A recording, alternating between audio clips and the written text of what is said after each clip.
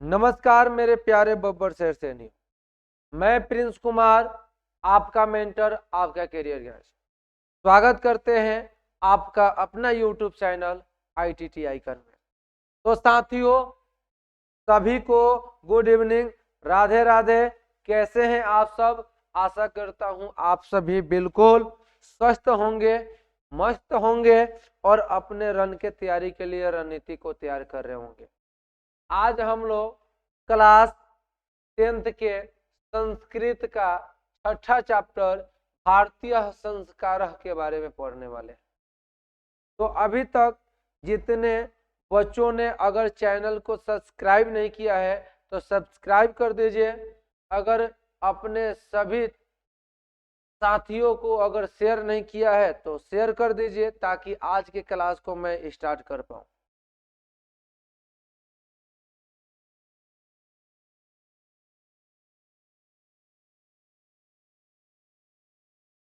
तो चलिए, तो इस चैप्टर में भारतीय संस्कारा में थोड़ा सा पाठ परिचय हम लोग देख लेते हैं कि भारतीय संस्कारा में तो भारतीय जीवन दर्शन में चौल कर्म यानी मुंडन, उपनयनम, विवाह आदि संस्कारों की प्रसिद्धि है। छात्रगण संस्कारों का अर्थ और उनके महत्व को जान सके इसलिए इस स्वतंत्र पाठ को रखा गया है, जिससे उन्होंने भारतीय संस्कृति का एक महत्वपूर्ण पक्ष का व्यवस्थित परिचय मिल सके। यानी कि इस चैप्टर को रखने का मूल उद्देश्य यही है कि जितने भी छात्रगण हैं वो संस्कार के महत्व को समझें। चलिए, अब हम लोग पढ़ते हैं आगे पाठ की ओर। तो आइए देखिए, दिया है, ध्यान से आप सब समझेंगे तो क्लास में ही क्लियर हो जाएगा। उसके लिए बार बार आपको देखने की जरूरत नहीं पड़ेगा। आइए देखिए, भारतीय संस्कृति अन्यतम वैशिष्टम विद्यते यत् जीवने इह समय समय संस्कार अनुष्ठिता भवन्ति। यानी कह रहे भारतीय संस्कृति की अत्यधिक विशिष्टता या विशेषता है कि इस जीवन में समय समय पर संस्कारों के अनुष्ठान होते हैं। क्या कह रहा है कि भारतीय संस्कृति अन्यतम विशिष्टियम विद्यते यत् जीवने इह समय समय संस्कार अनुष्ठिता भवन्ति। यानी भारतीय संस्कृति की अत्यधिक विशिष्टता है कि इस जीवन में समय समय पर संस्कारों के अनुष्ठान होते हैं। अब कह रहा है अदय मतलब आज, संस्कार शब्द यानी संस्कार शब्द सीमितो यानी सीमित है, व्यंग रूप प्रयुज्यते किंतु संस्कृत रूपकरण इदम भारतस्य व्यक्तित्व रचयति। यानी कह रहे आज संस्कार शब्द सीमित होकर व्यंग रूप में प्रयोग किए जाते हैं, लेकिन किंतु संस्कृति के रूप में यह भारत के व्यक्तित्व की रचना करता है। अब कह रहे विदेश निवसंतो भारतीय संस्कारान प्रति उन्मुख। विदेश में बसे भारतीय लोग संस्कारों के प्रति उन्मुख जिज्ञासु है। अब कह रहे पाठे अस्मिन, इस पाठ में तेषाम संस्काराणाम संक्षिप्त परिचयो महत्व च निरूपयन्ति। यानी कह रहे हैं कि इस पाठ में, पाठे अस्मिन मतलब इस पाठ में संस्कारों का संक्षिप्त परिचय और महत्व निरूपित किए गए हैं। तो देखिए क्या कह रहे हैं भाई साहब कि भारतीय संस्कृति है अन्यतम वैशिष्ट्यम विद्यते है यत् जीवने है यह समय समय संस्कार अनुष्ठिता भवन्ति। यानी भारतीय संस्कृति की अधिक विशेषता है कि इस जीवन में समय समय पर संस्कारों के अनुष्ठान होते हैं। अब कह रहे अद्य यानी आज, संस्कार शब्द सीमितो व्यंग रूप प्रयुज्यते किंतु संस्कृत रूपकरण आदि भारतस्य व्यक्तित्व रचयति। यानी कह रहे आज संस्कार शब्द सीमित होकर व्यंग रूप में प्रयोग किए जाते हैं, लेकिन संस्कृति के रूप में यह भारत के व्यक्तित्व की रचना करता है। अब कह रहा है कि विदेशे निर्वसंतः भारतीय संस्कारान प्रति उन्मुखा जिज्ञासवश्च, यानी कि विदेश में बसे भारतीय लोग संस्कार के प्रति उन्मुख जिज्ञासु है। और पाठ्य अस्मिन, इस पाठ में संस्कारों के संक्षिप्त परिचय और महत्व निरूपित किए गए हैं। समझ में आ रहा है? यानी कहने का मतलब क्या है कि अब हम लोग क्या है कि संस्कार के प्रति दूर भागते जा रहे हैं, और यह हम ही लोग के तरफ के जो लोग विदेश में रहते हैं वो संस्कार के प्रति बहुत एक्टिव हो गए हैं। चलिए अब हम लोग पाठ के अंदर प्रवेश करते हैं, आइए देखते हैं।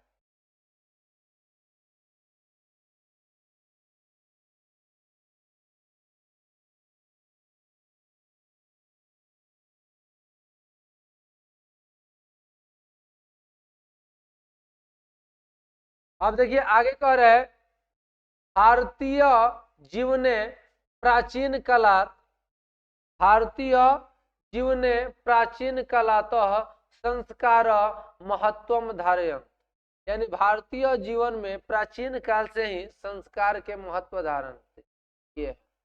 अब कह रहे प्राचीन संस्कृत अभिज्ञानम संस्काराभ्य जायते, और प्राचीन संस्कृत में जो ज्ञान है वो संस्कार से ही ज्ञात है। अत्र ऋषि नाम कल्प आसीत यत जीवनस्य सर्वेषु मुख अवसरेषु वेद मंत्राणाम पाठ वरिष्ठताम आशीर्वाद होम परिवार सदस्य सम्मेलन च भवेत्। कह रहा है कि भारतीय जीवन में प्राचीन समय से ही संस्कार का महत्व रहा है। अब कह रहे प्राचीन संस्कृत की पहचान संस्कार कार्य से होता है। यहाँ ऋषियों की धारणा थी कि जीवन की सभी मुख्य अवसरों में वेद मंत्रों के पाठ, बुजुर्गों का आशीर्वाद, हवन और परिवार के सभी सदस्यों का मिलन हो। अब कह रहा है तत् सर्वे संस्काराणाम अनुष्ठते संभवति एवं संस्कार महत्वम धारयन्ति, यह सब संस्कार अनुष्ठान में ही संभव है। इस प्रकार संस्कार का महत्व बढ़ता है। अब कह रहा है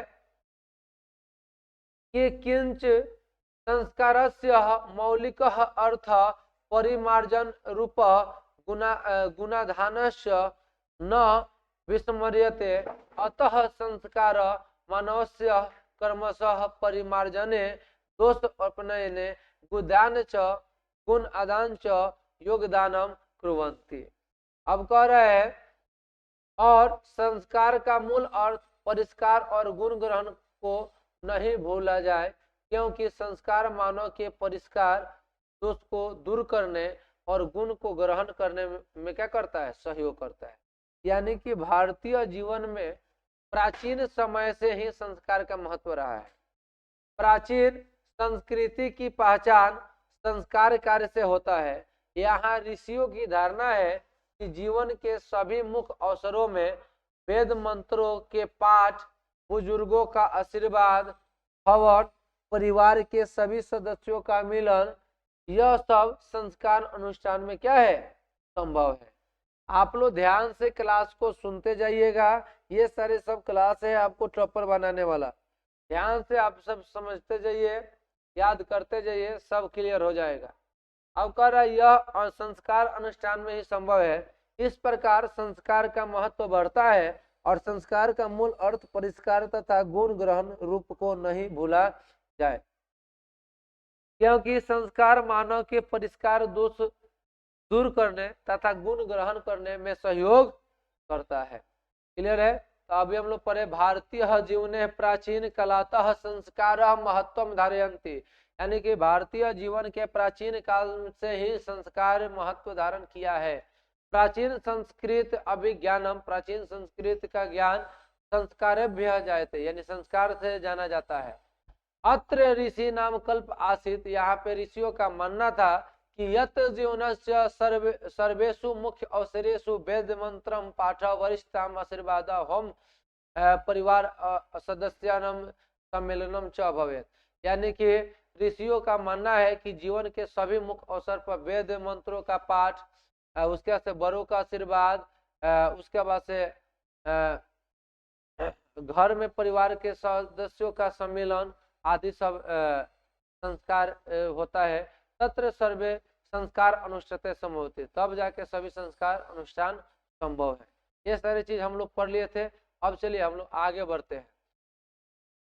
अब कह रहा है कि संस्कार प्रायेण पंचविधा संति, जन्म पूर्व त्रय, षष्ठवा षष्ठ, शैक्षणिक 5, गृहस्थ संस्कार, विवाह रूप एक, मरणो उपरांत संस्कारेश्च एक, एवं षोडश संस्कार भवन्ति जन्म पूर्व संस्कारेषु गर्भाधान। यानी कह रहा है कि संस्कार प्रायेण पंचविधा संति, यानी कि जो संस्कार होते हैं वो कौ प्रकार का होता है? संस्कार जो होते हैं 5 प्रकार का होता है। क्लियर है? अब कह रहे जन्म पूर्व त्रय, यानी कि जन्म के पूर्व कौ गो संस्कार? 3 गो। शैशवा छठ, यानी कि शैशवा अवस्था में कौ गो संस्कार? तो 6 गो। और कह रहा है शैक्षणिक 5, और शिक्षा में 5 गो संस्कार, और गृहस्थ विवाह संस्कार 1 गो, और मरने के उपरांत 1 गो, यानी 2 गो ही। 6 5 11 2 13, 13 और 3 16, यानी कि इस प्रकार संस्कार को होता है? कुल संस्कार 16 को होता है। तो याद हो जाएगा संस्कार कौ प्रकार का होता है? 5 प्रकार का। जन्म के पूर्व कौ गो संस्कार होता है भाई? जन्म के पूर्व 3 गो संस्कार होता है, बचपन में 6 गो, शिक्षा के 5 गो, गृहस्थ जीवन आरंभ करने में 1, जिसका नाम है विवाह, मृत्यु उपरांत मरने के बाद 1 संस्कार। इस प्रकार 16 संस्कार मानव जीवन में होते हैं। इस प्रकार मानव जीवन में कौ गो संस्कार होता है? 16 गो संस्कार होता है। यहाँ तक समझ में आ गया है तो बोल दीजिए एक बार यस सर। संस्कार प्रायेण पंचविधा संति, जन्म पूर्व अस्त्रय, षष्ठवा षष्ठ, शैक्षणिक 5, गृहस्थ संस्कार, विवाह रूप 1, मरणो उपरांत संस्कार 1, एवं षोडश संस्कार भवन्ति जन्म पूर्व संस्कारेषु गर्भाधान। इसके आगे अगले यति में है, उसको बताएंगे। यानी कह रहा है कि संस्कार प्राय 5 प्रकार के होते हैं। यहाँ पे प्रश्न आता है कि संस्कार कौ प्रकार के होते हैं? तो 5 संस्कार। कुल संस्कार कौ गो होते हैं? तो 16 को। क्लियर है? जन्म के पूर्व कौ गो संस्कार होता है? 3 गो। बचपन में 6 गो, शिक्षा में 5 गो, गृहस्थ जीवन में यानी विवाह संस्कार 1 गो, अब मृत्यु 1 गो। क्लियर हो गया? मृत्यु उपरांत जो भी श्राद्ध वगैरह होता है वो 1 गो, यानी कुल मिला के 16 गो संस्कार होता है। यहाँ तक क्लियर हो गया? अब कह रहा है, यहाँ पे थोड़ा सा छूट गया है इसका संस्कृत, इसको थोड़ा सा खाली हिंदी सुन लीजिए। अब कह रहा है कि जन्म से पूर्व गर्भाधान संस्कार, और पुरुषों को वीर्य उन्नयन के लिए 3 संस्कार होते हैं।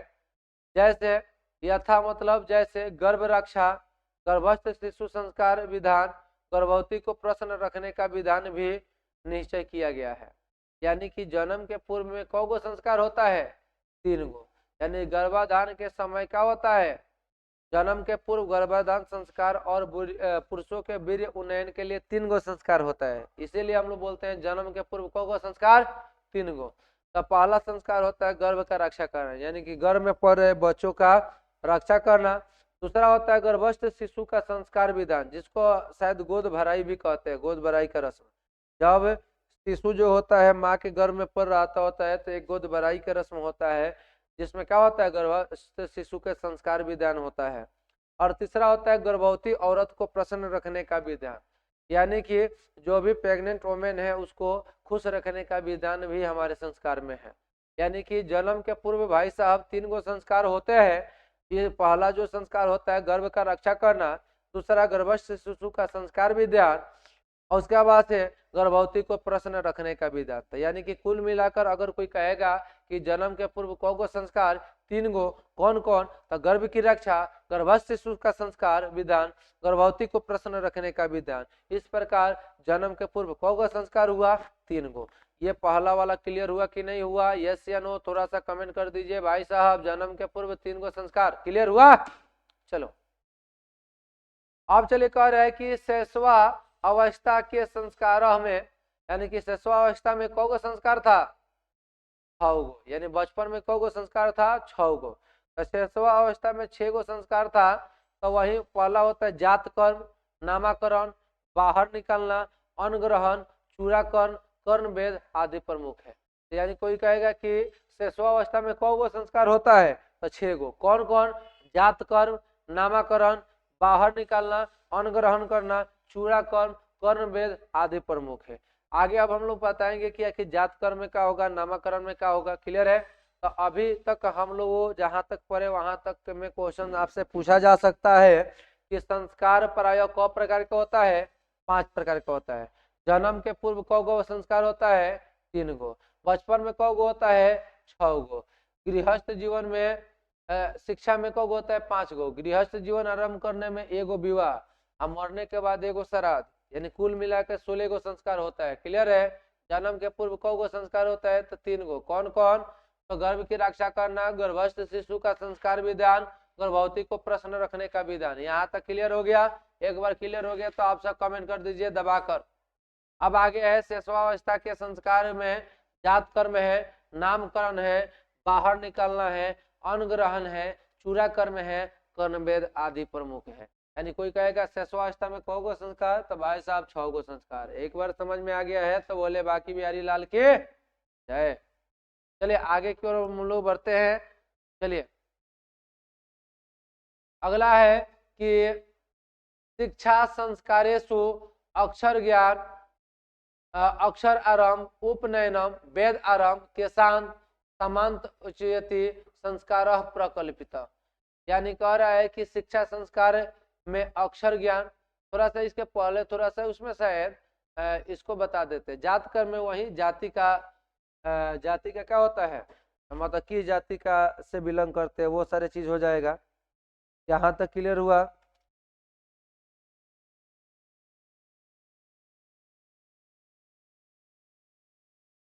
उसके बाद से नामकरण में बच्चे का नामकरण होगा। उसके बाद से बाहर निकाला जाएगा शिशुअवस्था में, अन्न ग्रहण किया जाएगा, चूड़ा कर्म किया जाएगा, उसके बाद से कर्ण भेद किया जाएगा। क्लियर है? चलिए आगे हम लोग बढ़ते हैं कि दिया है शिक्षा संस्कारेषु अक्षर ज्ञान, अक्षर आरंभ, उपनयनम, वेद आरंभ, केशांत, समांत उच्यति संस्कार प्रकल्पित। यानी शिक्षा संस्कार में कौ गो संस्कार आता है? 5 गो। कौन कौन? अक्षर आरंभ, उपनयनम, वेद आरंभ, केशांत, समावंत, समावर्तन संस्कार। क्लियर है? इस प्रकार शिक्षा संस्कार में कौ गो संस्कार आता है? 5 गो। अक्षर ज्ञान, उपनयनम, वेद आरंभ, केशांत, समावर्तन संस्कार। यानी इस प्रकार से संस्कार कौ गो होता है? सॉरी, शिक्षा संस्कार कौ गो होता है? तो 6 गो। क्लियर है? हालांकि पूरा संस्कार आपका 16 गो होता है, अब 5 प्रकार का होता है। क्लियर है? अब कह रहा है कि अक्षर आरंभे अक्षर लेखनम, अंक लेखनम च शिशु प्रारभते। यानी अक्षर आरंभ में शिशु क्या करता है? अक्षर लेखन, अंक लेखन क्या करता है? प्रारंभ करता है। तो देखिए दिया था कि शिक्षा संस्कार में अक्षर आरंभ, उपनयनम, वेद आरंभ, केशांत और समावर्तन संस्कार आते हैं। अब कह रहा है कि अक्षर आरंभ में अक्षर लेखन और अंक लेखन बच्चा आरंभ करता है। तो कोई कहेगा अक्षर आरंभ में क्या होता है? तो जो बच्चा होता है अक्षर लेखन और अंक लेखन क्या करता है? आरंभ करता है। अब कह रहा है कि उपनयनम संस्कारस्य अर्थ गुरुना शिष्यस्य स्वगृह नयनम भवति। कह रहा है कि उपनयनम संस्कार का अर्थ गुरु के द्वारा शिष्य को अपने घर में लाना होता है। यानी अक्षर आरंभ में तो क्या होता है कि जो शिशु है अक्षर लेखन और अंक लेखन क्या करता है? प्रारंभ करता है। लेकिन उपनयनम संस्कार में क्या होता है कि जो गुरु है, गुरु के द्वारा शिष्य को क्या किया गया है जाता है? अपने घर में लाना होता है। और कह रहा है कि तत्र यानी कि वहाँ शिष्य शिक्षा नियमान पालयन अध्ययनम करोति, और वहां शिष्य शिक्षा के नियमों का पालन करते हुए अध्ययन करते हैं।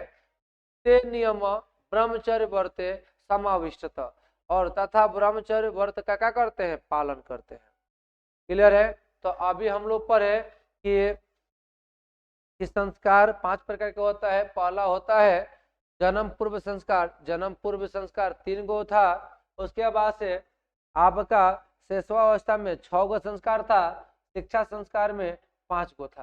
तो 5 गो में पहला हम लोग पढ़े थे अक्षरारंभ। तो इसमें जो शिशु होता है अक्षरारंभ करता है। उपनयन में गुरुजी बचवा को अपना घरवा लेके आते हैं और क्या करते हैं, शिक्षा के जितने भी नियम है उसको पालन कराते हुए अध्ययन कराते हैं, और ब्रह्मचर्य व्रत का पालन करते हैं जो भी शिशु। अब चलिए आगे बढ़ते हैं। कह रहा है कि प्राचीन काले, ध्यान दीजिएगा भाई साहब, प्राचीन काले शिष्य ब्रह्मचारी इति कथ्यते स्म, यानी प्राचीन काल में शिष्य को ब्रह्मचारी कहा जाता था। प्राचीन काल में शिष्य को क्या कहा जाता था, ब्रह्मचारी कहा जाता था। कह रहा है कि गुरु गृह एवं शिष्य वेद आरंभ करोति स्म, और गुरु के घर में ही शिष्य वेद आरंभ करते हैं। अब कह रहे हैं कि वेदानाम महत्वम प्राचीन शिक्षायाम उत्कृष्ट मन्यते स्म, और कह रहा है कि वेदों का महत्व प्राचीन शिक्षा में श्रेष्ठ माना जाता था।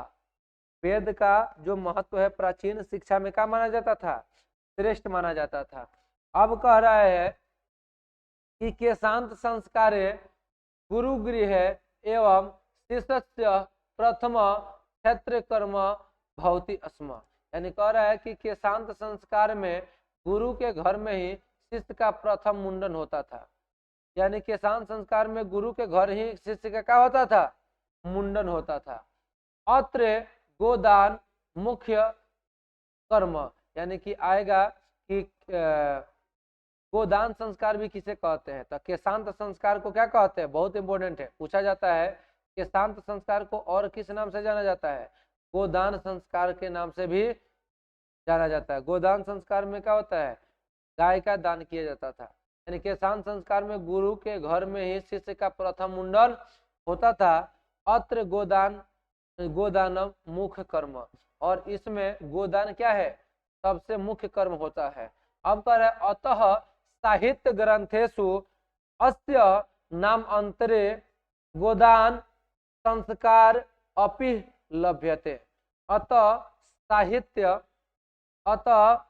साहित्य ग्रंथों में इसका दूसरा नाम गोदान संस्कार भी देखने को मिलता है। समझ में आया भाई साहब। तो क्या कह रहा है कि प्राचीन काले शिष्य ब्रह्मचारी इति कथ्यते, प्राचीन काल में शिष्य को ब्रह्मचारी कहा जाता था। अब कह रहे हैं गुरु गृह है, यानी कि गुरु के घर में ही वेद आरंभ करोति स्म, यानी कि गुरु के घर में ही शिष्य वेद आरंभ करते थे। अब जो वेदों का महत्व है प्राचीन शिक्षा में श्रेष्ठ माना जाता था। केशांत संस्कार में गुरु के घर ही शिष्य का प्रथम मुंडन होता था। इसमें गोदान मुख्य कर्म होता था। अतः साहित्य ग्रंथ में इसका दूसरा नाम गोदान संस्कार भी मिलता है। चलो आगे बढ़ा जाए। यहाँ तक समझ में आ गया, एक बार समझ में आ गया तो यस सर बोल दीजिए। क्लास कैसा लग रहा है आप सब बताइए। अब कह रहा है कि समापवर्तन संस्कारस्य शिष्य गुरु गृहात गृहस्थ जीवने प्रवेश, यानी समापवर्तन संस्कार का उद्देश्य शिष्य का गुरु के घर से अलग होकर गृहस्थ जीवन में प्रवेश करना होता था। तो आएगा समापवर्तन संस्कार में क्या होता है, तो जो शिष्य है गुरु के घर से अब अलग होता है, विदा लेता है और अपने गृहस्थ जीवन में क्या करता है, प्रवेश करता है। अब कह रहा है कि शिक्षा व स्नेह गुरु शिष्यान उपदेश गृह प्रेषयति, यानी कि शिक्षा के समाप्ति पर गुरु शिष्य को उपदेश देकर भेजते हैं। अब कह रहे उपदेशु प्रायेण जीवनस्य धर्म, और उपदेशों में प्राय जीवन के कर्तव्यों को बताया जाता था। अब कह रहा है कि यथा सत्यम वद, जैसे सत्य बोलो, धर्मचर यानी धर्म का आचरण करो, स्व अध्याय आत्मा प्रमद इत्यादि, और अपनी विद्वता पर घमंड मत करो। ऐसे ही बहुत सारे उपदेश गुरु जी के द्वारा देकर क्या किया जाता, विदाई कर दिया जाता था। समझ में आ गया। तो अभी हम लोग क्या क्या पढ़े हैं एक बार थोड़ा सा देख लीजिए। हम लोग देखें कि भारतीय जीवन के में प्राचीन काल से ही संस्कार का महत्व रहा है। समझ में आ गया ना। के आगे हम लोग पढ़े कि संस्कार 5 प्रकार के होते हैं। जन्म के पूर्व 3 गो, शैशवावस्था में 6 गो, शैक्षणिक में 5 गो। क्लियर है। तो ये अभी तीनों पढ़ लिए लो कि जन्म के पूर्व 3 गो कौन कौन होता है, शैशवा में कौन कौन होता है, शैक्षणिक में कौन कौन होता है। और जन्म के पूर्व 3 गो कौन कौन होता है, तो गर्भ की रक्षा करना, गर्भस्थ शिशु का संस्कार विधान, गर्भवती को प्रसन्न रखने का विधान, यह आपका जन्म के पूर्व 3 गो संस्कार था। शैशवावस्था में 6 गो संस्कार होता है। जात कर्म, नामाकरण, बाहर निकालना, अन्न ग्रहण, चूरा कर्म, कर्ण वेद आदि 6 गो होता है। क्लियर है। अब आगे हम लोग पढ़ रहे थे कि शिक्षा संस्कार में 5 गो, अक्षर आरंभ, उपनयनम, वेद आरंभ, केशांत, समापवर्तन संस्कार। तो अक्षर आरंभ में क्या करता है, जो बच्चा है, शिष्य जो है क्या करता है, जो शिष्य है अक्षर ज्ञान आरंभ करता है। समझ में आ गया ना। उपनयन में क्या होता है, गुरुजी क्या करते हैं, शिष्य को अपने घर लाते हैं। समझ में आ गया। वेद आरंभ में क्या करते हैं, जो शिष्य है गुरु के घर पे ही वेद का क्या करता है, अध्ययन करता है।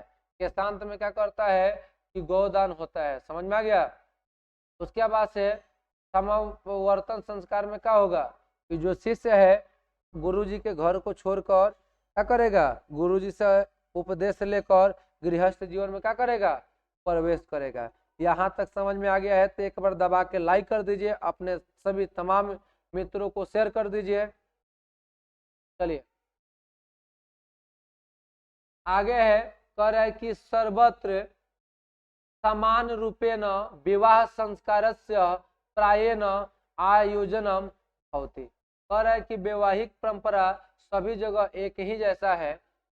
तद अंतरम यानी इसके बाद गर्भधानस्य यानी कि गर्भाधान, संस्कार यानी संस्कार, पुनर् और अंत जीवन चक्रम च भ्रमंती यानी कि तथा अन्य संस्कार भी होते हैं। अब कह रहे हैं कि मरण अंतरम यानी कि मृत्यु के बाद दाह संस्कार, अन्य संस्कार अनुष्ठते यानी कि मृत्यु के बाद दाह संस्कार किया जाता है। एवं भारतीय जीवन दर्शन से महत्व पूर्ण मुप्रदानम संस्कार इति। इस प्रकार भारतीय जीवन दर्शन का महत्वपूर्ण स्रोत ये संस्कार है। क्लियर है। तो कह रहा है कि वैवाहिक परंपरा सभी जगह एक जैसा है। इसके बाद गर्भाधान संस्कार तथा अन्य संस्कार होते हैं। अब जाहिर सी बात है, ब्याह हो गया है तो गर्भाधान संस्कार तो होंगे ही होंगे, और गर्भाधान संस्कार होंगे तो इनके साथ बच्चे भी होंगे, तो उनके फिर संस्कार होंगे, और मृत्यु के बाद एक दाह संस्कार होता है। इस प्रकार कुल मिलाकर आपका 16 गो संस्कार होता है। क्लियर हो गया। एक बार हो गया तो एक बार दबा के मैसेज कर दीजिए यस सर। चलिए अब हम लोग आगे बढ़ेंगे क्वेश्चन आंसर की ओर। समझ में आ गया। बोलिए, तो आप सब रेडी है क्वेश्चंस का नागिन डांस कराने के लिए? समझ में आ गया। अगर आप लोग रेडी है तो रेडी हो जाइए। हाँ, विवाह संस्कार में थोड़ा सा छूट रहा है, हालांकि आप लोग थोड़ा सा, मैं केवल बोल देता हूँ, टाइप करने में छूट गया है। देखिए, विवाह संस्कार होने के बाद व्यक्ति गृहस्थ जीवन में प्रवेश कर जाता है। विवाह को पवित्र संस्कार माना गया है। ध्यान दीजिएगा, क्योंकि विवाह संस्कार पर क्वेश्चन आता है, छूट गया था। ध्यान से आप लोग समझिएगा विवाह संस्कार को। विवाह संस्कार क्या है, कभी कभी 5 नंबर कभी कभी 2 नंबर में पूछ दिया जाता है कि विवाह संस्कार क्या है। तो देखिए, विवाह संस्कार होने के बाद व्यक्ति गृहस्थ जीवन में प्रवेश कर जाते हैं। विवाह को पवित्र संस्कार माना गया है। इसमें अनेक प्रकार के कर्म होते हैं। इनमें वागदान होता है, मंडप निर्माण होता है, वधु के घर में वर पक्ष का स्वागत, वर वधु का निरीक्षण, कन्यादान, अग्नि की स्थापना, पानी ग्रहण, धान के लावे से हवन, सप्तपदी यानी सात पति पत्नी 7 फेरे लेना, सिंदूरदान आदि वैवाहिक परंपरा आदि क्या है यदि इसके अंतर्गत कर्म होते हैं। और वैवाहिक परंपरा सर्वत्र एक जैसी है। यहाँ से आप लोगों को तो मैंने पढ़ाया था। अब विवाह संस्कार क्लियर हो गया। विवाह संस्कार होने के बाद व्यक्ति गृहस्थ जीवन में आरंभ करता है। विवाह को पवित्र संस्कार माना गया है। इसमें अनेक प्रकार के कर्म होते हैं। वागदान, मंडप निर्माण, वधू के घर, वर पक्ष का स्वागत, वर वधू का निरीक्षण, कन्यादान, अग्नि की स्थापना समझ में आ गया, पानी ग्रहण, धान के लावे, हवन, सप्तपदी यानी कि पति के साथ पत्नी का 7 फेरा लगाना, ये सारे क्या है विवाह संस्कार के अंतर्गत आते हैं। चलिए अब आप लोग रेडी हो जाइए भाई साहब, हमारे साथ मिलकर आज नागिन डांस कराने वाले हैं ऑब्जेक्टिव क्वेश्चंस का। तो एक बार शेयर कर दीजिए अपने सभी तमाम दोस्तों को।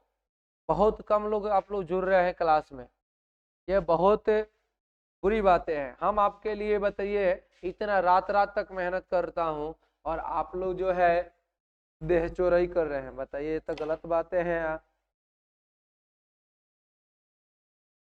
चलिए तो चालू किया जाए।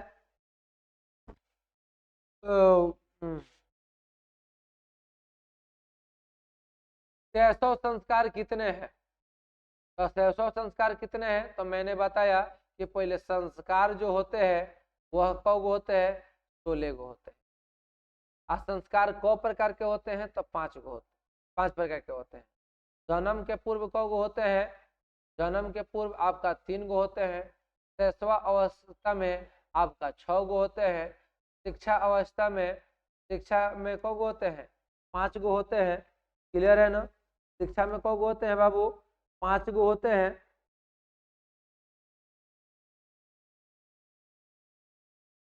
एक सेकंड रुक जाइएगा। उसके बाद से आपका क्या होते हैं तो कौ हो गए 6 5 11 3 14। एगो विवाह संस्कार और एगो मृत्यु के उपरांत जो भी दाह संस्कार, यानी कुल मिलाकर 16 गो संस्कार होते हैं। तो आइए क्वेश्चन कह रहा है कि शैशव संस्कार कितने हैं? 5 गो, 4 गो, 3 गो, 6 गो। तो क्या हो जाएगा इसका right answer? Option number D होना चाहिए ना जी। तो चलिए इसका राइट आंसर डी हो जाएगा। चलिए आगे की ओर बढ़ते हैं। आगे है कि पानी ग्रहण किस संस्कार में होता है? शैक्षणिक संस्कार, शैशव संस्कार, विवाह संस्कार, जन्म पूर्व संस्कार। ये तो कतई नहीं होने वाला है। शिक्षा शैक्षणिक संस्कार में पानी ग्रहण कैसे हो सकता है? शैशव संस्कार भी नहीं होगा। क्या हो जाएगा? विवाह संस्कार, ऑप्शन नंबर सी। चलिए ये सब 2020 में पूछा गया है, देख लीजिए सारा ये क्वेश्चन बैंक को इकट्ठा करके आप लोग के लिए लेकर आया गया है। चरित्र का निर्माण किससे होता है? संस्कार से, वैर भावना से, अशांति से, इनमें कोई नहीं। तो ये सब तो बिल्कुल गलत है रे भाई। तो किससे होगा? संस्कार से। इसलिए इसका राइट आंसर हो जाएगा ऑप्शन नंबर ए। चलिए आगे है, संस्कार कितने हैं? तो संस्कार कुल 16 है। इसलिए इसका राइट आंसर हो जाएगा ऑप्शन नंबर ए। 2020 और 21 में पूछा गया है। देखिए अंदर हम लाइन बाय लाइन एक एक करके हर एक पॉइंट को डील किए हैं, इसलिए क्वेश्चन पे हम ज्यादा आपको समय नहीं देते हैं। इसलिए आप लोग नाराज नहीं होइएगा। अगर आप चाहते हैं कि क्वेश्चंस को भी एक्सप्लेन करें तो आप लोग थोड़ा सा कमेंट कर दीजिए कि सर क्वेश्चन का भी क्या करिए, आप एक्सप्लेन करिए। ठीक है, चलिए आगे बढ़ते हैं। अगला है कि संस्कार प्रायः कितने प्रकार के होते हैं? 5 7 8 2। तो संस्कार प्रायः कितने प्रकार के होते हैं? 5 प्रकार के होते हैं। कौ प्रकार के होते हैं बाबू? 5 प्रकार के होते हैं। चलिए आगे बढ़ते हैं। गोदान किस संस्कार का मुख्य कर्म है? उपनयनम संस्कार का, समावर्तन संस्कार का, सीमांत उन्नयन संस्कार का, कि शांत संस्कार का। तो मैंने बताया था कि शांत संस्कार को ही गोदान संस्कार के नाम से भी जाना जाता है। इसमें क्या होता है कि गाय का दान किया जाता है। इसलिए इसका राइट आंसर हो जाएगा ऑप्शन नंबर डी। मजा आ रहा है ना आप सभी को? मजा आना चाहिए, क्योंकि उतने देर हम लोग शिद्दत से मेहनत किए हैं, तो मजा तो आना ही चाहिए रे बाबू। चलिए आगे है, कन्यादान किस संस्कार में होता है? समापवर्तन संस्कार में, के शांत संस्कार में, उपनयनम संस्कार में, विवाह संस्कार में। समावर्तन संस्कार में काहे का समावर्तन संस्कार, किसान संस्कार भी नहीं होगा, उपनयनम भी नहीं होगा, विवाह ही होगा। Option number. चलिए आगे बढ़ा जाए। अगला प्रश्न है कि अंत्येष्टि संस्कार कब होता है, मरने के बाद, शिक्षा प्राप्त करने के बाद, जन्म के पहले और बियाहवा के पहले। तो जी देखा मर्दे 2020 में पूछले बा, समझ में आ गई, 3 बार हो गई बा। तो अंत्येष्टि जो संस्कार है, अंत मतलब अंतिम, यानी अंतिम जो संस्कार है मृत्यु के बाद जो दाह संस्कार, यानी कि क्या हो जाई हो, ये हो जाई मर्दे। ताहरा लोगन के बुझाता, अगर बुझाता तो एक बार लाइक कर दो जितना जना नहीं खा पहले, आ सारा अपन दोस्तन के शेयर कर दो मर्दे तू लोग। चलो आगे बढ़ल जाओ कि सप्तपदी कर्म कांड किस संस्कार में होता है। सप्तपदी यानी 7 फेरा लेना, तो 7 फेरा वाली जो क्लास है, तो 7 फेरों वाली क्लास में ही सप्तपदी होगा, यानी कि शैक्षणिक से तो बिल्कुल ये रिलेटेड नहीं है, उपनयन से नहीं है, जन्म से पूर्व भी नहीं है। इसका राइट आंसर हो जाएगा ऑप्शन नंबर बी। ये 18 और 21 में पूछा गया क्वेश्चन। चलिए आगे बढ़ते हैं। अगला है सीमांत उन्नयन किस प्रकार का संस्कार है। जन्म पूर्व संस्कार है, है, शैक्षणिक है, इनमें कोई नहीं है। तो सीमांत उन्नयन जो संस्कार है शैक्षणिक संस्कार है। ऑप्शन नंबर सी हो जाएगा। क्लियर है, आगे बढ़ा जाए। आगे है प्राचीन संस्कृति की पहचान किससे होती है। धर्म से, बिल्कुल गलत बात है। संस्कार से, कर्म से, धन से, ये भी गलत है, ये भी गलत है। जो प्राचीन संस्कृति की पहचान संस्कार से होता है, इसलिए इसका राइट आंसर हो जाएगा ऑप्शन नंबर बी। चलिए आगे है शैक्षणिक संस्कार कौन होता है। तो शैक्षणिक 5, 2, 6, 3। तो जो शैक्षणिक संस्कार जो होते हैं वो कौगो होता है, तो आपका 5 होता है, राइट आंसर हो जाएगा। और जो 6 होता है वो आपका बचपन में होता है, यानी कि शिशु संस्कार होता है। आगे है जन्म के पूर्व कौगो संस्कार होता है। 7 गो, 5 गो, 3 गो, 8 गो। तो 3 हो जाए मर्दे के रा, ऑप्शन नंबर 3। चलिए आगे है मनुष्य गृहस्थ जीवन में कब प्रवेश करता है। विवाह के पूर्व, और कर्म के बाद, उपनयन संस्कार के बाद, विवाह संस्कार के साथ है। तो मनुष्य विवाह संस्कार के साथ ही वो गृहस्थ जीवन में क्या करता है, प्रवेश कर जाता है। राइट आंसर हो जाएगा ऑप्शन नंबर डी। चलिए आगे हम लोग बढ़ते हैं। भारतीय जीवन में किस काल में संस्कार का महत्व चला आ रहा है। आधुनिक, मध्य, प्राचीन, अत्याधुनिक काल। प्राचीन काल से ही संस्कार का महत्व चला आ रहा है। चलिए आगे हम लोग बढ़ते हैं। पुंसवन संस्कार कब होता है। मरणोपरांत, जन्म उपरांत, जन्म के पहले, गृहस्थ। क्या हो जाएगा बोलिए, एक बार आप सभी कमेंट कर दीजिए क्या हो जाएगा। क्या राइट आंसर आप सब कमेंट कर देंगे। तो इसका राइट आंसर आप लोग कमेंट बॉक्स में थोड़ा सब लोग कमेंट कर दीजिए। चलिए आगे हम लोग बढ़ते हैं। वागदान किस संस्कार में होता है। उपनयनम, विवाह, पुनवंशन, निष्क्रमण। तो इसका भी आप लोग आंसर कमेंट करेंगे क्या, कि हम बता दें। चलिए मैं बता ही देता हूँ, नहीं तो कहिएगा सब सर छोड़ दे रहे हैं। वागदान किस संस्कार में होता है। उपनयनम, विवाह, पुनवंशन, निष्क्रमण। क्या हो जाएगा, विवाह संस्कार में ही होता है वागदान। ऑप्शन नंबर बी 21 में पूछा गया है। चलिए अगला प्रश्न है। जीवन के सभी मुख्य अवसरों पर किनका आशीर्वाद अपेक्षित था। समवयस्कों का, अनुजों का, दोस्तों का, वरिष्ठों का।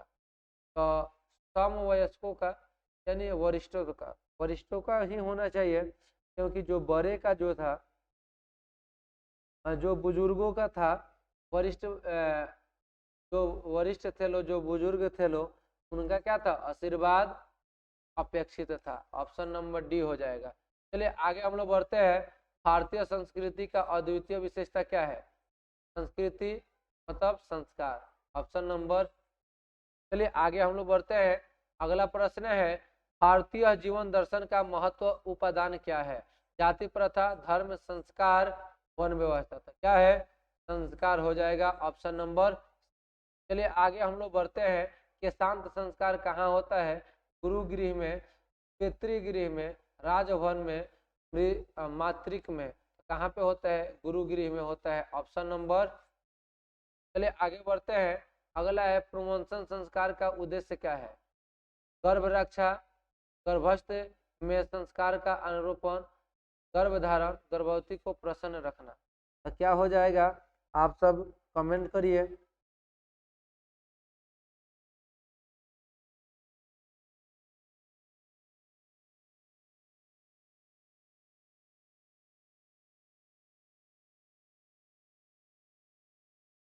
बोलिए क्या हो जाएगा?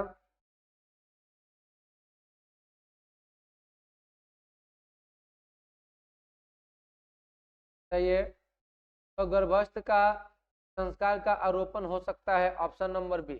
चलिए आगे बढ़ते हैं लोग। आगे है किस संस्कार को गोदान भी कहा जाता है? केशांत, उपनयनम, समापवर्तन, जातकर। तो क्या हो जाएगा? केशांत हो जाएगा, ऑप्शन नंबर ए। चलिए आगे हम लोग बढ़ते हैं। लाजा होम कर्मकांड किस संस्कार में होता है? लाजा होम, ये तो आपका विवाह में ही होना चाहिए। चलिए इसका राइट आंसर हो जाएगा बी। चलिए आगे बढ़ते हैं। समापवर्तन संस्कार का उद्देश्य क्या है?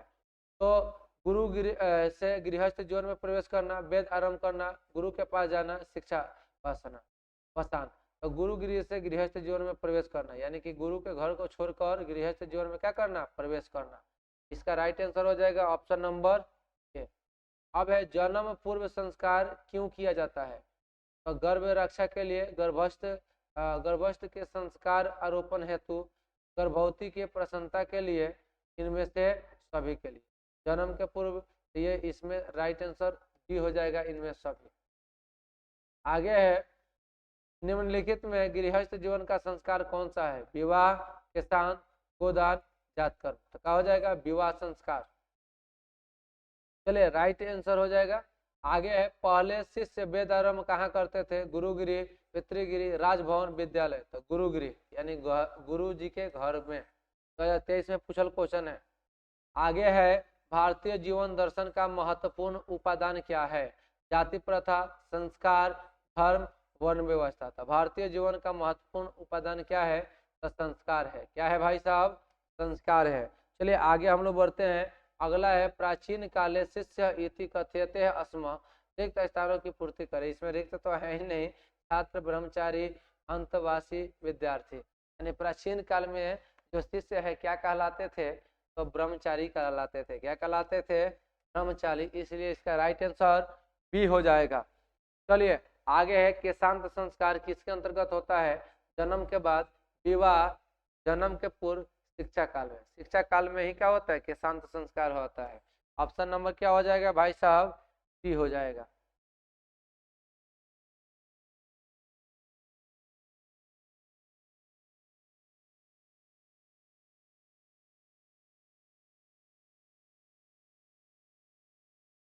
चलिए ये हो गया था किसान संस्कार किसके अंतर्गत होता है। ठीक है, चलिए आगे हम लोग बढ़ते हैं। चूराकर्म संस्कार किसके अंतर्गत होता है?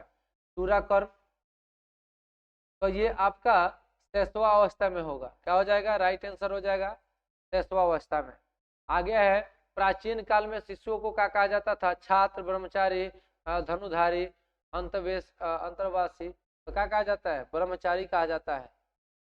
चलिए आगे बढ़ते हैं। आगे है मंडप का निर्माण किस संस्कार में होता है? विवाह, जन्म के पूर्व, छात्र काल, जन्म के बाद। तो कब होता है? विवाह संस्कार में। ऑप्शन नंबर ए हो जाएगा। चलिए आगे हम लोग बढ़ते हैं। गर्भधारण संस्कार किस संस्कार में होता है? जन्म के पूर्व, गृहस्थ, जन्म के बाद, विवाह। तो गर्भधारण संस्कार किस संस्कार में होता है? तो गर्भधारण कब होगा? गृहस्थ में ही होगा। गृहस्थ में गर्भधारण होगा।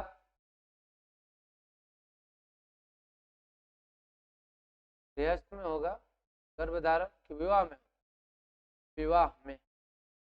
इसको थोड़ा सा एक बार देख लीजिएगा। गर्भधारण, गर्भधारण कब होगा? जन्म के पूर्व थोड़ी होगा। गृहस्थ में जन्म के बाद भी नहीं होगा। विवाह में नहीं तो गृहस्थ में होना चाहिए। विवाह में ही होना चाहिए। विवाह संस्कार में ही गर्भधारण वाला भी संस्कार देखने को मिलता है। इसको थोड़ा सा एक बार देख लीजिएगा, डाउट लग रहा है। चलिए आगे है सीमांत उन्नयन संस्कार का प्रयोजन क्या है? गर्भस्थ में संस्कारों का आरोपण, गर्भवती को प्रसन्न रखना, रक्षा करना, गर्भ धारण करना। सीमांत उन्नयन संस्कार का प्रयोजन क्या है? सीमांत उन्नयन संस्कार का प्रयोजन क्या है? इसका राइट आंसर आप लोग कमेंट में करिए। चलिए आगे देखते हैं, भारतीय दर्शन का महत्वपूर्ण स्रोत क्या है? संस्कार, विद्या, क्रीड़ा, विद्यालय। क्रीड़ा मतलब होता है खेल वगैरह। तो भारतीय दर्शन का महत्वपूर्ण स्रोत क्या है? इसका भी राइट आंसर कमेंट करेंगे। चलिए, चलो ए हो जाएगा, ऑप्शन नंबर ए। चलिए आगे हम लोग बढ़ते हैं। अगला प्रश्न है, मरने के बाद कौन सा संस्कार होता है? वेद आरंभ, मुंडन, दाह संस्कार, लिखना। इसका तो मैं नहीं बताने वाला हूँ, बहुत ही आसान है। मरने के बाद कौन सा संस्कार होगा? वेद आरंभ होगा जी मरने के बाद, कि मुंडन होगा, कि लिखना होगा? कुछ नहीं होगा, दाह संस्कार होने का। चलिए आगे बढ़ते हैं। अगला प्रश्न है, नामकरण किस संस्कार में होता है? गृहस्थ में, बचपन में, विवाह में, मरने के बाद। तो कब होगा? शैशवावस्था में भी। चलिए आगे हो जाएगा, बचपन में कितना संस्कार है? 6, 2, 7, 5। तो कब बचपन में 7 गो संस्कार होते हैं? तो सॉरी 6 गो संस्कार होते हैं। बचपन में कब होते हैं? 6 गो संस्कार होते हैं। चलिए आगे हम लोग बढ़ते हैं। कब गुरु शिष्य को उपदेश देकर घर भेजते हैं? शिक्षा के मध्य में, शिक्षा के अवसान में, शिक्षा के आरंभ में, शिक्षा के पूर्व में। शिक्षा आरंभ के पूर्व में, तो शिक्षा अवसान में, शिक्षा के समापन होने के बाद क्या करते हैं कि गुरु उपदेश देकर शिष्य को घरे भेज देते हैं। चलो के आगे बढ़ल जाओ हमनी सन। अगला प्रश्न बा, शिष्य का पहला क्षौर कर्म कहाँ होता है? गुरु के घर, पितामह के घर, पिता के घर, माता के घर। तो गुरु के घर ये हो जाएगा। चलिए आगे है कि गृहस्थ काल में कितने संस्कार है? तो 1, 3, 2, 4। तो क्या हो जाएगा? 1 हो जाएगा। कौन? विवाह। चलिए आगे है, शिक्षा नियमों का पालन कौन करता है? गुरु, शिष्य, मित्र, शत्रु। तो कौन करता है? शिष्य। Option number B. चलिए आगे की ओर बढ़ते हैं। गुरु शिष्य को क्या देकर घर भेजते हैं? धन, वस्त्र, उपदेश, कलम। तो क्या हो जाएगा? उपदेश हो जाएगा। आगे बढ़ते हैं। अगला है, गुरु शिष्य को कहाँ ले जाते हैं? वन, नदी, घर, विदेश। तो गुरु शिष्य को कहाँ ले जाते हैं? अपने घर लेकर आते हैं। चलिए आगे हम लोग बढ़ते हैं कि भारतीय संस्कृति का परिचय किसमें दिखाई पड़ता है? संस्कार में, विवाह में, समाज में, दानव में।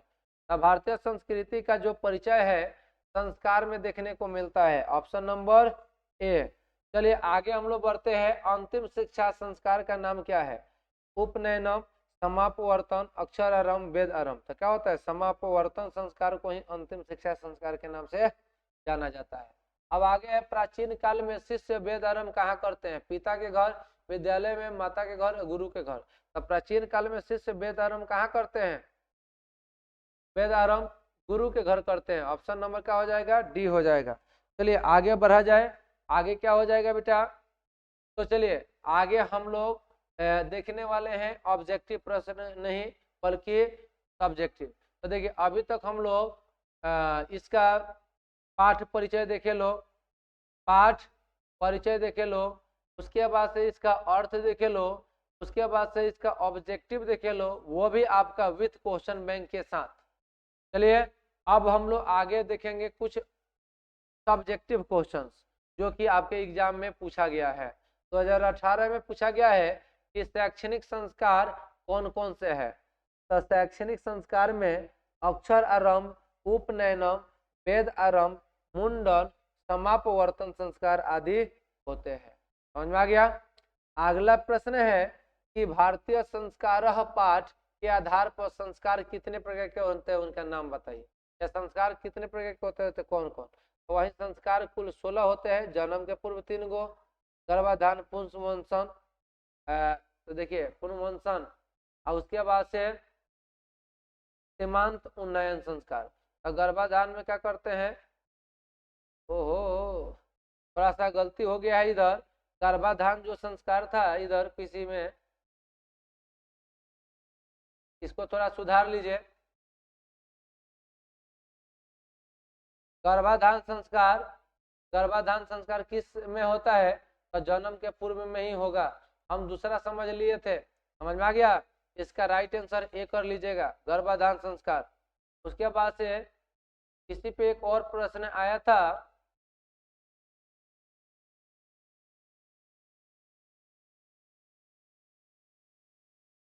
पुनर्वंशन करके आया था कि पुनर्वंशन संस्कार का उद्देश्य क्या है। पहला आता है गर्भ का रक्षा करना, गर्भ में संस्कार का रोपण, ठीक है। और तीसरा जो होता है तो गर्भवती को प्रसन्नता रखना, ठीक है। समझ में आ गया। तो वो थोड़ा सा मिस्टेक हो गया था।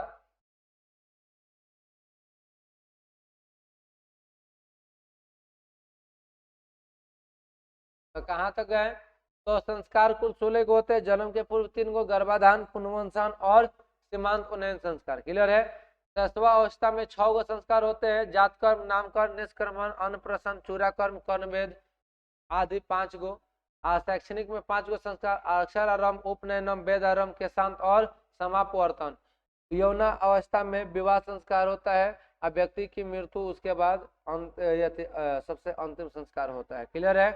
आगे है संस्कार किसे कहते हैं, विवाह संस्कार का वर्णन 5 गो वाक्यों में करें। अरे भाई उतना हम लोग पढ़े हैं, संस्कार किसे कहते हैं, तो व्यक्ति में गुणों का धारण को ही क्या कहते हैं, संस्कार कहते हैं। व्यक्ति में गुण का धारण करना ही क्या कहते हैं, संस्कार। समझ में आ गया ना। अब है विवाह संस्कार के बारे में 5 गो वर्णन। तो विवाह संस्कार एक है, क्या है, पवित्र संस्कार माना जाता है। यह मनुष्य गृहस्थ जीवन में प्रवेश करता है तो होता है। तो उसके बाद से इसमें वचन देना, मंडप बनाना, वर वधु के घर, वर पक्ष का स्वागत, वर वधु, कन्यादान, अग्नि स्थापना, पानी ग्रहण, लाज होम, सप्तपदी, सिंदूरदान आदि जितने भी है संस्कार में है। क्लियर है। आगे है भारतीय संस्कार पाठ के लेखक क्या देना चाहते थे, देना चाहते हैं। तो लेखक इस पाठ से हमें यही शिक्षा देना चाहते हैं कि संस्कारों का पालन से व्यक्तित्व का निर्माण होता है। संस्कारों के उचित समय पर पालन करने से गुण बढ़ते हैं, दोष का नाश होता है। भारतीय संस्कृति की विशेषता संस्कारों के कारण है। लेखक हमें संस्कारों का पालन करने का संदेश देते हैं। आगे भारतीय जीवन में संस्कार का क्या महत्व है। तो भारतीय जीवन में संस्कार का काफी ज्यादा महत्व है। यहाँ ऋषि की कल्पना थी कि जीवन के सभी मुख्य अवसर पर वेद मंत्रों का पाठ, बड़ों का आशीर्वाद, हवन, ये सारे चीज। अब आगे है केशांत संस्कार को गोधन संस्कार भी क्यों कहते हैं, क्योंकि केशांत संस्कार में गुरु के घर ही शिष्य का प्रथम क्षौर कर्म होता है, यानी मुंडन होता है। समझ में आ गया ना। इसमें गोदान मुख्य कर्म था, अतः साहित्य ग्रंथ में इसका दूसरा नाम गोदान संस्कार भी है। अब है भारतीय संस्कार पाठ का 5 वाक्यों में परिचय दे। भारतीय संस्कार पाठ संस्कार का महत्व को बताता है। भारतीय दर्शन में क्षौर कर्म, उपनयनम, विवाह आदि ये सारी चीज आप लोग लिखते जाइएगा, ठीक है। चलिए आगे है संस्कार पाठ के आधार पर बताए कि संस्कार कितने हैं तथा जन्म के पूर्व कौन संस्कार। संस्कार पाठ के आधार पर संस्कार मुख्यतः 16 होते हैं। अब प्रकार अगर कहा जाए तो कितने प्रकार के, तो 5 प्रकार के। जन्म के पूर्व जो संस्कार होते हैं 3 को होता है, गर्भाधान, पुनर्वंशन, सीमांत उन्नयन। क्लियर है। आगे है भारतीय संस्कार पाठ में लेखक का क्या विचार है। तो भारतीय संस्कार पाठ में लेखक का विचार है कि मनुष्य के व्यक्तिगत निर्माण सुसंस्कार से ही होता है, इसलिए विदेशों में भी सुसंस्कार के प्रति उन्मुख और जिज्ञासु है। विवाह संस्कार का वर्णन या विवाह संस्कार में कौन कौन से मुख्य कार्य किए जाते हैं, ये सारे चीज 15-18 में पूछा गया है। जैसा कि मैं जब पढ़ा रहा था तो बता रहा था, विवाह संस्कार से लोग गृहस्थ जीवन में प्रवेश करते हैं। विवाह एक पवित्र संस्कार माना जाता है। इसमें अनेक कर्म कांड होते हैं। इसमें वागदान होता है, मंडप निर्माण होता है, वधु के घर के वर पक्ष का स्वागत, वर वधु का परस्पर निरीक्षण, कन्यादान, अग्नि स्थापना, पानी ग्रहण, लज्जा होम, सुंदरदान आदि कर्म कांड शामिल है। सभी क्षेत्रों में समान रूप से विवाह संस्कार का आयोजन एक ही जैसा लगभग होता है। अब शिक्षा संस्कार का वर्णन करें, समझ में आ गया। तो शिक्षा संस्कार में अक्षरारंभ, उपनयनम, वेदारंभ, मुंडनारंभ, समापवर्तन संस्कार आदि आते हैं। तो सबके बारे में आप लोग को मैंने हालांकि पढ़ा दिया है। आपको नहीं समझ में आएगा तो एक बार कमेंट कर दीजिएगा, ठीक है। चलिए आगे की ओर हम लोग बढ़ते हैं। भारतीय संस्कार का वर्णन किस रूप में हुआ है, यह भी आप लोग कर लीजिएगा, एक बार पढ़ लीजिएगा। और पठित पाठ के आधार पर भारतीय संस्कार का वर्णन मातृभाषा में करें, यह भी आप लोग एक बार देख लीजिएगा क्योंकि सब मैंने पढ़ा दिया। अगला प्रश्न है कि संस्कार प्राय पंचविध संति, जन्म पूर्व से त्रय, शिक्षा षष्ठ श्रेणी का पंचविधि संस्कार यह उक्ति किस पाठ की है? जन्म पूर्व संस्कार कितने हैं? गृहस्थ संस्कार कौन है? तो यह उक्ति भारतीय संस्कार पाठ की है। जन्म का पूर्व संस्कार 3 गो है, गृहस्थ जीवन संस्कार विवाह है। समझ में आ गई? 2016 में पूछा गया है। ठीक है, तो आज के लिए इतना ही। क्लास कैसा लगा आप सब कमेंट कर दीजिए। इस क्लास 1 शॉट ये सारे चीज क्लास है, इसमें आप लोग पाठ परिचय, उसका से अर्थ, उसके बाद से सारा का टॉपिक वाइज ऑब्जेक्टिव, 2 नंबरिया, क्वेश्चन बैंक टोटल आपको कराया जा रहा है। इसलिए आप लोग मेरे चैनल से जुड़े रहिए, डेली क्लास करिए और अपने भविष्य को उज्जवल बनाइए और अपने माता पिता के सपना को पूरा करिए। तो इसी विलेज के साथ आज के क्लास को यहीं पे ओवर करता हूँ। तब तक के लिए आप लोग हंसते रहिए, मुस्कुराते रहिए, पढ़ाई करते रहिए और बिहार बोर्ड के औकात दिखाते रहिए। समझ में आ गया ना? तब तक के लिए जय हिंद।